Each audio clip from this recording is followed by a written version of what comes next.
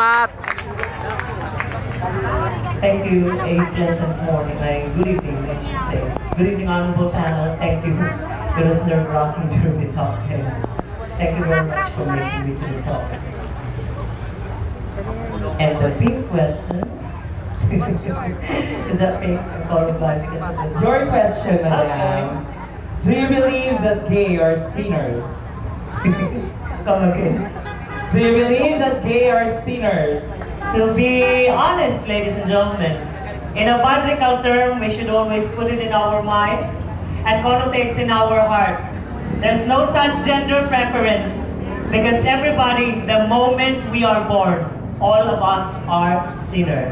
Whether you are a straight one, a lesbian, a straight woman, or a straight guy, then definitely it is stated.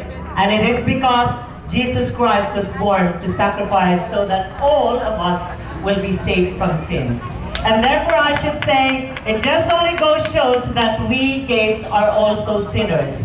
But what makes gays a sinner? In a biblical matter, they should say it is the act.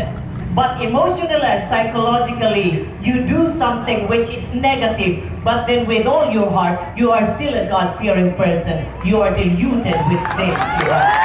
So I should say, no matter what the burden or the challenges of your God, never ever judge a person by his or her gender. Because a gay could be a sinner, anyone has liability to commit mistake and neither to be perfect enough.